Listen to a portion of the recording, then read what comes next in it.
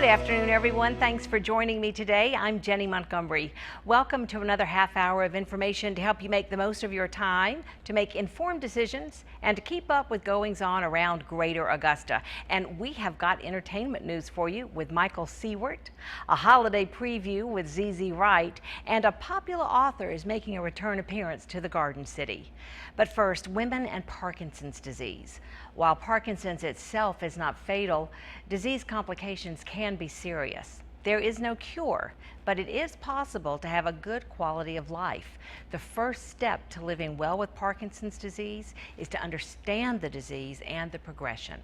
These are the 10 early warning signs of Parkinson's to watch for: tremor, small handwriting, loss of smell. Maybe you have trouble sleeping, trouble moving or walking, constipation. Also, soft or low voice, masked face, dizziness or fainting, and stooping or hunching over. But men and women experience Parkinson's disease differently. The Parkinson's Foundation is shedding light on this and finding solutions for women-specific issues. To tell us more about that are Dr. Julie Couric and Martha Ann Tudor from the MCG Movement and Memory Disorder Center at Augusta University. And it's really great to have you all here. And I think one of the first things we need to say is, don't freak out by those 10 early warning signs. Absolutely. I mean, I think that maybe people can relate and think, oh my gosh, is this an indicator? Right. These are pretty non-specific symptoms, but when they do start building up, it's something to be concerned about. But like you said, not to be alarmed. I think if you do have Parkinson's, it's always to your benefit to get diagnosed sooner, to kind of intervene and improve your quality of life. Now, do you think that a patient says, I need to go to the doctor, or a family member is more likely to say, you need to go to the doctor? Who notices it first? It's very interesting. I think it's often the family member that notices. Right. I have a lot of patients come in and the wife will say, you know, I noticed he wasn't swinging his arm as well when we were walking, or he wasn't keeping up, something along those lines. And sometimes the patient's completely unaware of it. One of the kind of hallmark signs of Parkinson's is the resting tremor. Surprisingly, a lot of people can be unaware of it. They'll sit there and their family and they don't realize they're doing it. They don't realize, yeah. Right, right. Well, Martha Ann, tell me just a little bit about what you do at the Memory and Movement Disorders Center. I'm able to do some outreach there.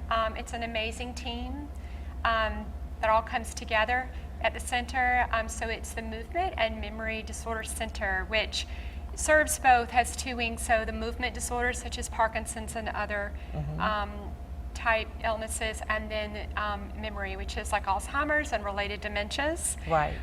So it's a great team there, like Dr. Couric, who are specialists who are providing the newest and the best care to patients, which totally improves the outcome for them. And I guess you can help set people up with support groups and things like that when they're going through this. Absolutely, we're a resource for those, yes, for CSRA support group and other many services that we have. We also help present numerous free and educational programs throughout the year.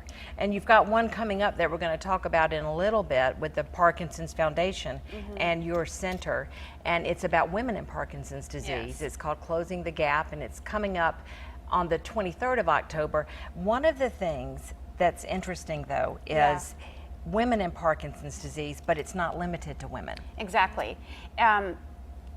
We don't live in isolation. I find that the best people with the best outcomes have a good team, usually a partner with them, whether it's a spouse or a daughter or even a friend. But having that team with you, and you know, a husband or a man is an important part of that team, and maybe recognizing different ways that the Parkinson's may be affecting their spouse that they didn't realize. For example, with mood issues and irritability or depression and anxiety, they may feel, or those symptoms may cause a strain on the marriage and not realize that that's the disease, not necessarily them. So just that awareness, I think, is a good first step. And that sort of brings me around to the issue of Parkinson's disease affecting men and women differently. So Parkinson's we often think of as a physical disease. We think of the tremor, the kind of stiffness, the being hunched over, as you mentioned earlier. But you also listed, Jenny, those non-motor symptoms that are really often an early and sometimes more disabling symptoms. The heightened anxiety, the constipation, pain, trouble sleeping, memory issues. And research has shown that women tend to present with those symptoms more than men do. In fact, I have a colleague, and he said he had a woman who came to him, and she took her medicine, the Cinemet, for her knee pain, because that was her main problem, and when she took that, her knee pain would go away. So I think that's one big difference in how women present. And in terms of physical symptoms, women are more likely to have a resting tremor versus men are more likely to be stiff and rigid.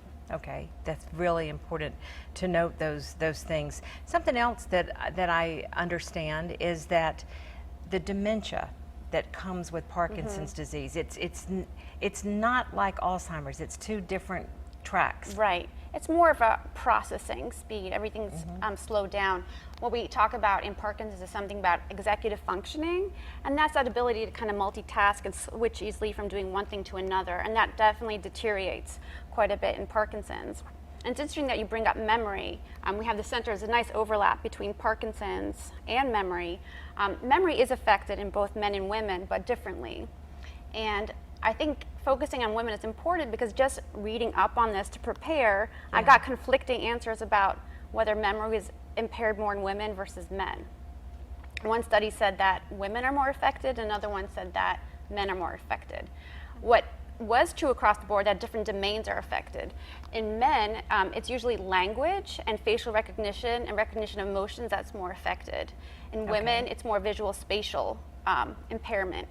So interesting, and it's a field where there's just ongoing study, and you have some different research projects going on at the university as well, don't you? We have clinical trials, as a matter of fact, and women are underrepresented and under participating in them. So anyone who's interested can call us and get a lot more information about that.